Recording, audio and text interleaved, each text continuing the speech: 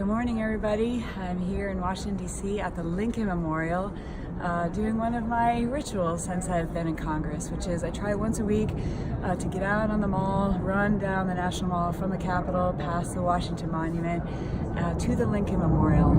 It's just something that really grounds me.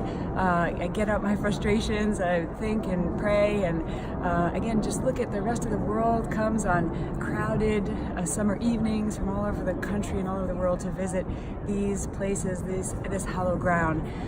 So I just get inspired by President Lincoln as well. So it's just been an important thing in my 4 years I've been here in Congress. So let's just kind of walk you through some of what I do. It's really chilly out there this morning. It's like 20 degrees, wind chill with 20-mile-an-hour wind. So it's really cold, not like Arizona. But we run down the mall, and then I come say hi to Abe. If you haven't been to the Lincoln Memorial, it's just extraordinary. In this temple, as in the hearts of the people for whom he saved the Union, the memory of Abraham Lincoln is enshrined forever.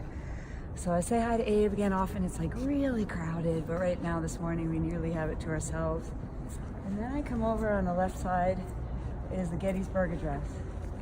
And every single time I'm here, I'll read the address. I won't read the whole thing for you now, but at the very end, and that the government of the people, by the people, and for the people shall not perish from the earth. So I read through all of that each time, and when I have time, I then come over on the other wall and I read the second inaugural address. It's a little longer, but equally inspiring. And again, this morning I already read through it all, and I just want to read the last paragraph to everybody. With malice toward none, with charity for all, with firmness in the right, as God gives us to see the right, let us strive on to finish the work we are in, to bind up the nation's wounds, to care for him who shall have borne the battle, and for his widow and his orphan, to do all which may achieve and cherish a just and lasting peace among ourselves and with all nations. Some of this is what inspired actually our care for our veterans, which is so important. Those who are serving right now, and when they come back with the wounds of war, physical, mental, and their families. I mean, this is the inspiration, coming from Abraham Lincoln. So then I come back here, again, just at a time when I know the country feels we're divided. We've got a lot of disunity, but this is a grounding place, just to remind us that what unites us is far greater than what divides us as a country. And this amazing place that the rest of the world comes to see is a beacon of light and freedom. I look back at the Capitol, which actually will go over to the side here.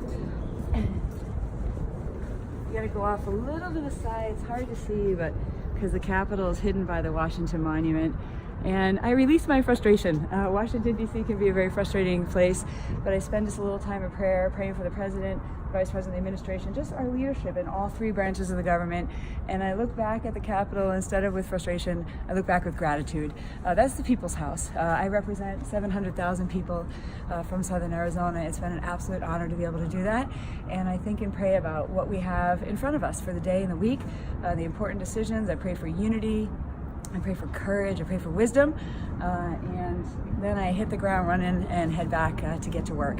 So I just wanted to share this with you. It's one of my last few weeks representing CD2 in Washington, D.C. Wanted you to be able to come on along with this really important and amazing experience that I have. Running down the mall, a little chilly this morning, to see Abe at the Lincoln Memorial, to gain perspective and to continue to pray for our country and our leaders, and be reminded of what an honor it has been to represent CD2 in Congress. Have a good day.